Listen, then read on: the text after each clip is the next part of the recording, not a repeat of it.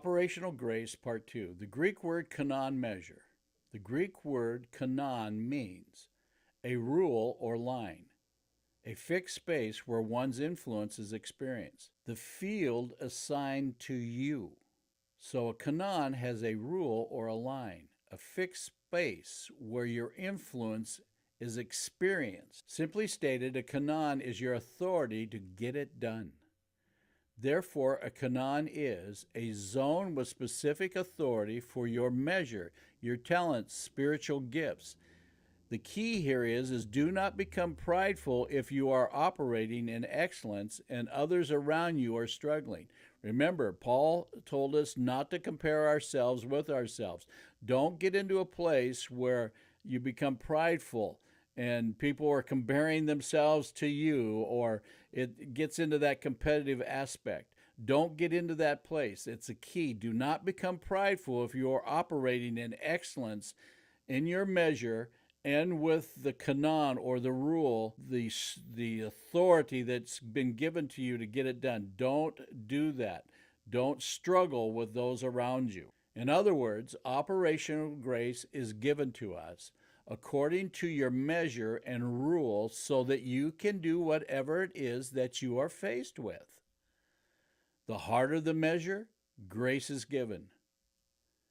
Much difficulty, much grace. Much hardship, much grace.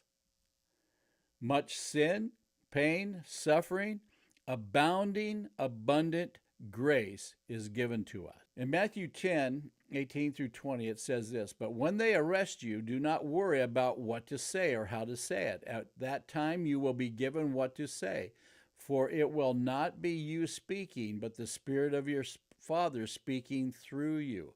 When we're operating in our measure with our kanon, we don't have to worry about things. We don't have to fret.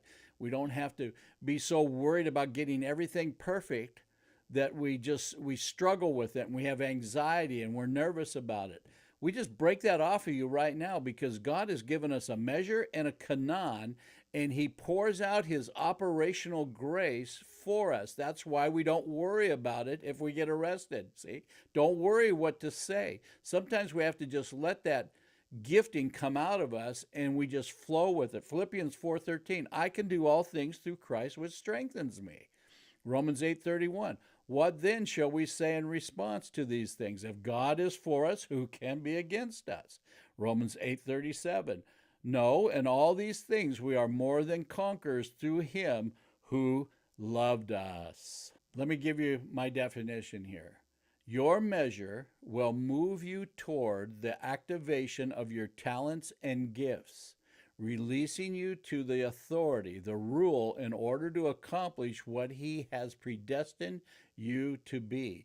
That is to be conformed to His image. Romans 8:29 through 31.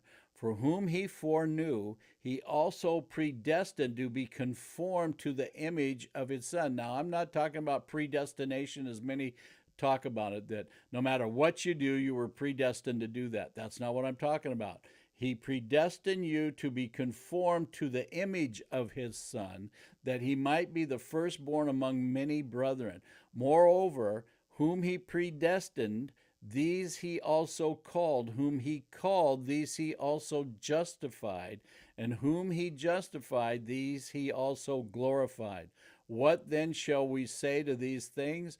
If God is for us, who can be against us? When God gives you a measure and a kanon, when He sets you forth to go forward, He will give you the operational grace. I mean, this Romans 8:29 through 31, it talks about it right here. He predestined us. He justified us. And He has glorified us. He has set us about His business. Why is it important to know your metron and kanon? 1 Corinthians 3:13, "Every man's work shall be made manifest, for the day shall declare it, because it shall be revealed by fire, and the fire shall try every man's work of what sort it is." There's a day, and everyone's work will be tried by fire. And it won't be about what size it was, how much money it made. It's going to be about sort. What sort is it? What is the quality of what you have done for him? Have you operated in a level of excellence? Have you understood that he has given you a measure and he's given you the authority and the capabilities to get it done with, to influence those with that measure, that gifting, that blessing, that manifold blessing of God that he's imparted into an earthen vessel? What sort it is, that's the most important thing. The day will declare it, my friends, of what sort it is. Operational grace is given in 1 Thessalonians 2:8. So being affectionately desirous of you, we were willing to have imparted unto you not the gospel of God only, but also our own souls, because you were dear to us. Paul says here, friends, we didn't just talk to you. We didn't just give you our top 10 scripture verses. We didn't come in and do our thing and then disappear. We didn't come in and wow everybody, take an offering and split. We were so desirous of you. We loved you so much that we not only talked to you about the gospel, but we gave you our very souls. Have you ever been called up to do something and it was inconvenient?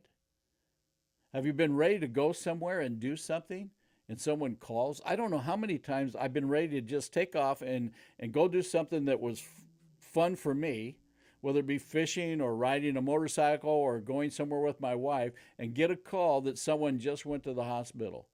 See, it's not just about the gospel of God. It's about giving our soul. We didn't go do what we wanted to do because we went with our measure and our rule, our Kanon, and we ministered to someone. We have to give of our very own souls because people are dear to us. It's not just a bunch of words. It's living the life of Christ and sometimes using words. Paul said, we gave you our very souls because you were so dear unto us. When you understand your measure and you understand your Kanon and you know that the Lord is pouring out operational grace upon you to get that done, then you'll be just like this verse, and you will be able to give of your very own souls, and you will be able to do the things that are difficult to do. And especially when you're wanting to do something else, you will still accomplish your measure. So how do we obtain this grace? Ephesians 4:7, but unto every one of us is given grace according to the measure, metron, of the gift of Christ. So how do we obtain it? But unto every one of us is given grace according to the measure. So when he puts that measure in you and you begin to step out in it and let it mature and grow and increase in your life, the grace comes in proportion to the measure growing and moving and maturing. So as you go forward and you learn how to do these things, grace will be given to you according to the measure. As that measure increases and grows in your life and begins to have a greater rule, Kanon, and you flow in it and go in it, the grace comes. So don't worry. Don't be afraid of stepping out in your measure, because God's going to give you the strength and authority to get it done, and he's going to give you the operational grace according to the measure as it increases, matures, and grows in your life. So let's look at this foundational text all together. 2 Corinthians 10:12 through 13. Let's read it all at once. For we dare not make ourselves of the number or compare ourselves with some that commend themselves, but they measuring, judging themselves by themselves, and by comparing themselves among themselves, are not wise. But we will not boast of things without our measure, but according to the measure, the metron, of the rule, the Kanon, which God hath distributed to us, a measure to reach even unto you. What a wonderful scripture. As we read this whole scripture and read it together in one flowing reading, we see what God's about to do. Don't judge yourself by other people. Move forward in your measure according to the metron that I've given you and the rule, the Kanon, and I will distribute to you a measure to reach even unto you. In other words, the distribution of my operational grace will flow as you move in your metron. This is Pastor Bob Hill, and we've just finished Operational Grace Part 2.